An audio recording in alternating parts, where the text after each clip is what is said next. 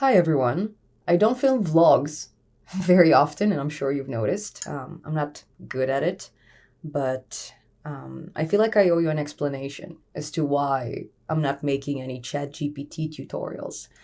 Despite all your comments, questions, suggestions, I notice them, and I usually follow them when I create new content for this channel, but this time it's a bit different. So in this video, I'll explain why. And also my apologies for the deep voice. This is my first coffee, so it's gonna get better as we go. So let's roll. Now, if you're not familiar with ChatGPT, it is a highly sophisticated artificial intelligence model that I guess it's being presented as a chatbot, but I don't really think it fits the definition of a chatbot. I would say it's a very inaccurate representation of what it's really all about. And I encourage you to do your own research. Don't just rely on my words. But if you do, you will probably find that it's not just here to chat, okay?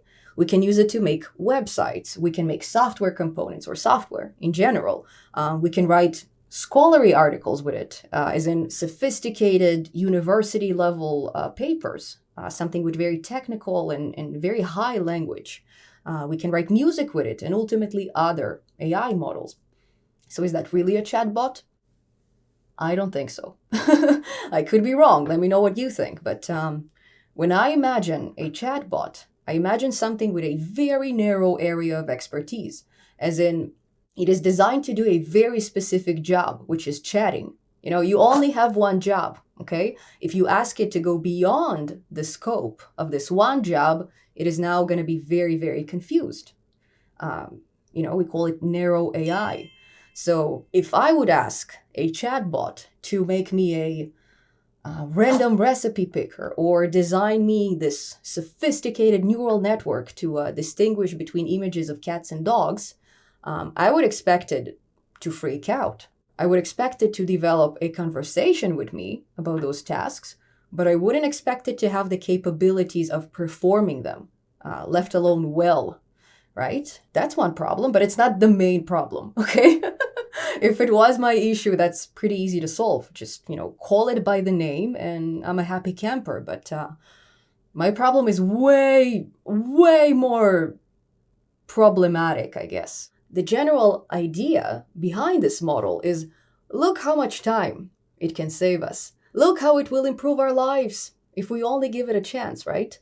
From the perspective of software developers, we can just take all those tasks that we either not good at or we either don't want to perform because maybe they're time consuming or repetitive. So we can just take them and we can dump them on ChatGPT. For example, I don't have time to make my own web scraper, so ChatGPT can do it for me. Or maybe I need this payment system that is very, very secure, and it goes well beyond the level of my skill. So I'm just going to delegate it to ChatGPT because I don't have much experience with it anyways, right? So on the surface, that's perfect. This is probably the best thing that ever happened to us developers, right? We don't have to do anything anymore. So how can I sit here and complain about it? The problem is, if we have access to it, it is safe to assume that our employer also has access to it. Now, I'm not saying that we will all suddenly lose our jobs to AI. No, that's not what I meant. I'll explain everything shortly. But what I'm saying is that all this buzz and all this excitement around ChatGPT, it just casually seems to skip all the negative aspects that this technology may bring.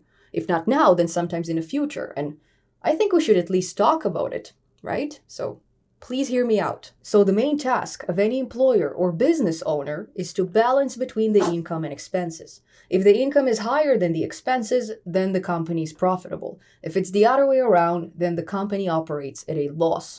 We all know it since childhood. Now, there are two ways in which a company can increase its profitability.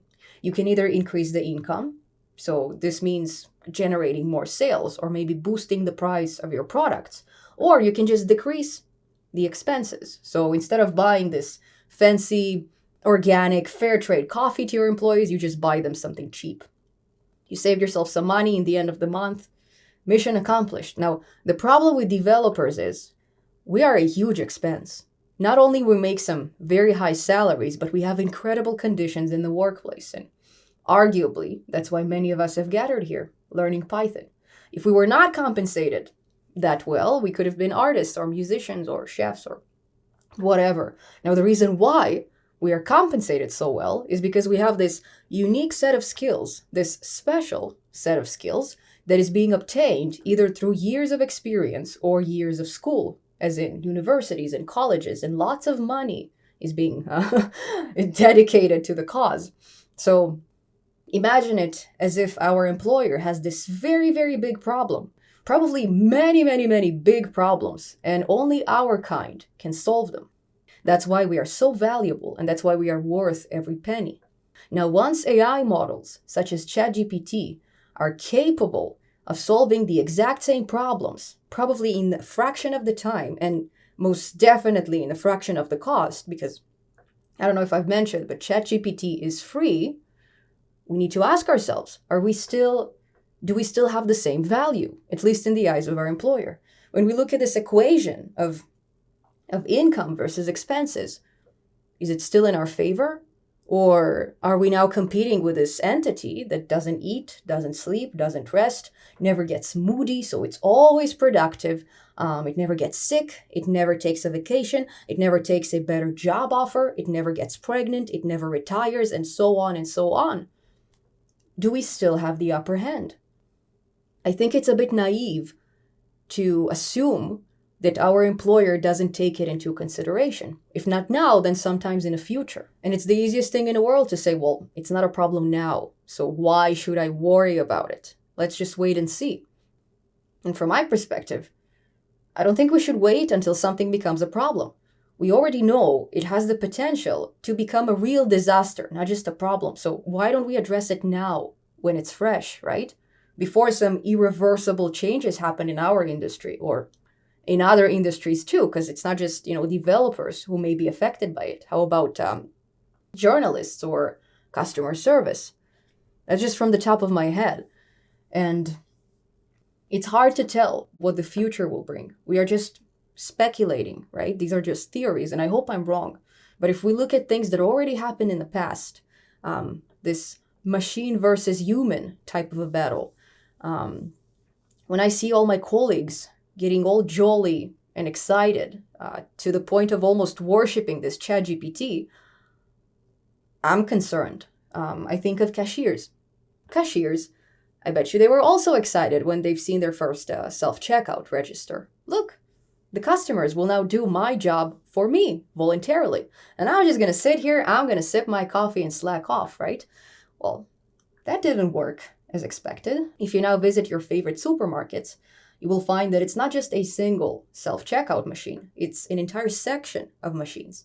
And none of those supermarkets actually expanded their operations. They never made enough room to add those machines. They just took the old ones and they replaced them, right? So it's not an enhancement. It's more of a replacement. And to be fair, it's not a very proper comparison because a cashier, it's an entry-level position. You don't need some special qualifications for that. You usually train on your job. And those self-checkout registers, they cost a lot of money and they take up some space. When we take it to our current problem with ChatGPT, we are in a far bigger disadvantage, folks. Like, far bigger disadvantage. We've spent years and thousands of dollars on getting this certification and, that allows us to progress in our profession. What are we going to do with it? Like, what's next for us? I bet you we told those cashiers back in the day, well, just become a programmer. This is future-proof. Look at us. We're so smart. We're going nowhere. Now, I'm a very flexible person. I don't mind, to learn a new profession now. Okay, even though I'm in my last year of university, and it's very, very sad. My Bachelor of Science is that close, but you know what? Let's say that I am willing to become a plumber now. I don't mind making my hands dirty. I'm from Alberta. I don't care. But how long before this will be replaced? Like, what industry is actually future-proof? So if we lose the battle here, it looks like we lost the war, right? So isn't it the right time to talk about it? I don't know. Let me know what you think. If you disagree with me, please leave me a comment below. I would love to get convinced. Please do. I would love to hear your arguments, and there's nothing that will make me happier than just walking the earth and being secure about my income and about my profession and just rainbows and butterflies everywhere. If you do agree with me, please also leave me a comment. It feels like a very lonely battle, especially judging by my YouTube feed, which is just glorifying, what seems to be this golden calf. My apologies for the accent. That's the Moses story. Well, I shouldn't talk about the Bible in a AI vlog. So if you do agree with me, definitely let me know. I really appreciate your input. And I'm going to ask you to do another thing.